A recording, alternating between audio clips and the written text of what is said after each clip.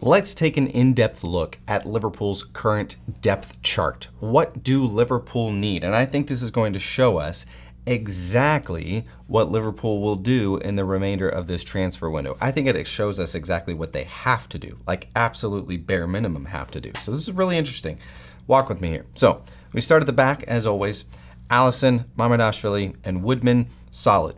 Don't need another goalkeeper. We've also got Pexi, and I think we're just very solid back there. Really nothing to talk about on the back line with Alisson back there and Mamardashvili in the wings. This is where it gets really interesting because right off the bat, we are very, very tight on the center back chart here. So obviously Van Dijk and Konaté, two of the best. But then after that, what do we do? So we've just sold probably our third option because Gomez is very injury prone. So Kwanzaa's gone. And now we've got Van Dijk and Konaté. Behind them, it's Joe Gomez and Reece Williams and Gravenberch and Endo. I mean, that's really it. That's all we have right now. So that is certainly an area of concern. We're going to highlight that here in a minute. The right wing or the right wing back or right back, whatever you want to call it now, is solid. Frimpong, Bradley, and then if need be, Calvin Ramsey. Or you could say Joe Gomez covers out there as well. We saw a lot of Kwanzaa, not a lot, but we saw Kwanzaa back there on the right wing a little bit last season. He's gone. And then, Curtis Jones, maybe. I mean, he's done that for England. He did that for Liverpool a couple times. If worse comes to worse, right? Curtis Jones can fill in on the right wing or the right back position. On the left side, currently pretty good. Kirkez, I think, is number one there. And then you've got Robertson and Tsimikas. It actually feels a little stacked at the moment. I think you could probably get rid of one of Robertson or Tsimikas. I would choose to get rid of Tsimikas because I'd really like Robertson to stick around and just be a presence in the changing room this season.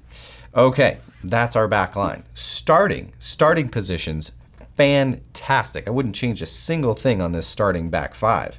But I think the depth chart is looking a little thin.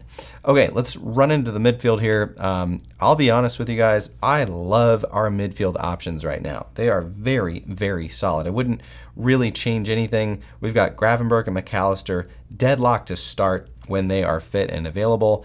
And then behind them, for Gravenberch, I think you've got Endo and then Bajcetic. I don't think Bajcetic sticks around, but currently he is on the depth chart. He is still a Liverpool player at the moment. I love the kid. I love his play, but he is a serious liability when it comes to injury, and I just don't know if Slot is going to put up with that. So on the McAllister side, you've got McAllister, Jones, Morton.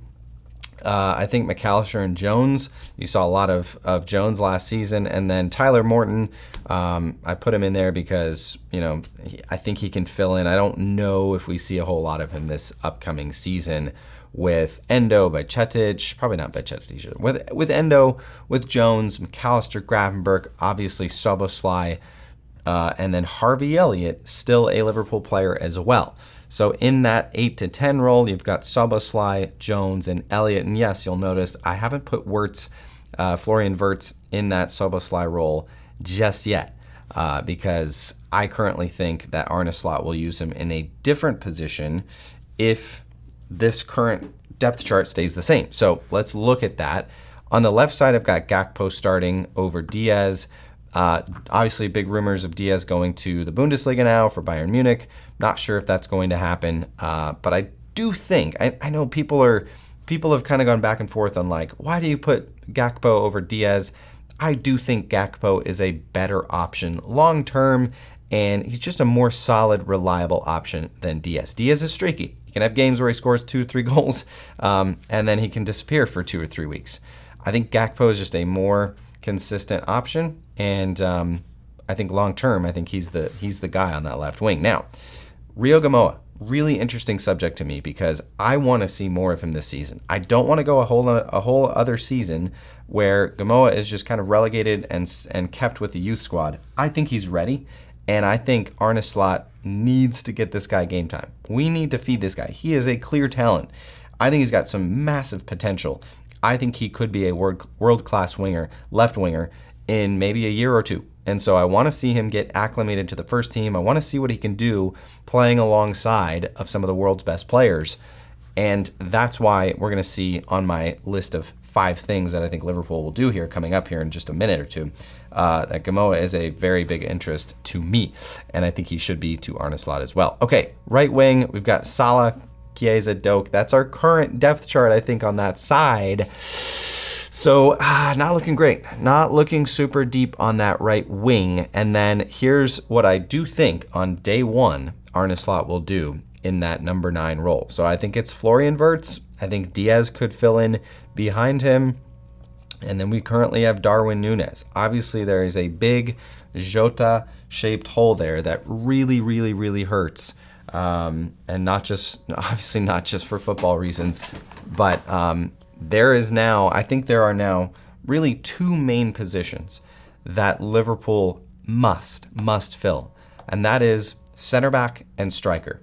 Center back and striker. If you think about all of the competitions Liverpool are in this season, if you think about all the matches that are going to be played, and the expectations that we have for this team, the expectations that will, absolutely crush us if we exit a competition early, or if we go out in the round of 16 or 8 in the Champions League. That's why I think we can't go a full season with this current depth squad. It's just not going to work. It's going to be a failure. And yes, we could win a trophy, but I think we're going to be massively, massively disappointed. We're going to be spread way too thin. And that's why I'm going to look now at what Liverpool absolutely must do. So we must sign at least another center back. And I think that is going to be Marc Guéhi. I do think he is coming to Liverpool this window. I think Crystal Palace would be foolish not to. Otherwise, they're probably losing him on a free unless somebody comes in with a massive offer in January. But I don't see that happening with 6 months left on his contract. So I think Crystal Palace and Liverpool will reach an agreement for Marc Guéhi to come to Liverpool. That will be a massive deal and just a fantastic signing for Liverpool, as Guéhi is probably the best English center back available and probably the best English center back right now in England for the English national team. So that would be a fantastic signing. The other thing we need is a striker. We have to sign a striker this summer window. We have to have that proven goal scorer. Now, I'm not saying on day one we need a striker who can start and score hat tricks every game. Alexander Isak would be great. I don't know that we have to sign Isak. I would love to see that happen. I think we would all love to see that happen. But we just need a striker who can come in and be a solid option. We've got Darwin Núñez. I think, on day one, if everything stays the same, I think it is Florian Wirtz in that false 9 role. And I think he'd be great there. But over the course of an entire season, who else are we going to bring in? Is it Darwin Núñez? Is he the guy? Jadon Danns, I don't think is quite ready. I just don't think he's quite. I think he's a good player, but I don't think he's quite ready. And then Luis Diaz, does Diaz become that option that we have to really rely on to be our striker, even though he's not really a true striker? He's a left winger. And Gakpo's not a striker either. He's a left winger. So I think we must bring in a striker. Doesn't have to be Isak, doesn't have to be Alvarez, doesn't have to be Ekitike. We just need a solid goal scoring option. There's going to be so much opportunity with the lineup that we have, the starting 11 that we have. There's going to be so much opportunity to score goals. We just need somebody who can do it. Just somebody who can put that ball in the back of the net. Here is not a must, but a want. We need Mo Salah cover. Now, that could be Chiesa. I don't really think it's Ben Doak, but we know that Arne Slot does not trust Federico Chiesa, and I don't think he really highly rates Ben Doak. So we need to have someone to cover for Mo Salah. Now, I think that could be Malik Fofana. Yes, he is primarily a left winger. I think Arne Slot could transition him to the right wing, and because I don't think we need another left winger. But I think Arne Slot could take Fofana. He's played on the right wing before, and really turn him into a very, very good right winger, a dangerous right winger who can run at defenders and cause havoc and chaos. So I'd love to have a Mo Salah cover signed as well. I would also love to see our next gen center back come in and start to learn from Virgil van Dijk and the best of the best. We need to start planning ahead for that area. That's going to be a concern in the next year or two.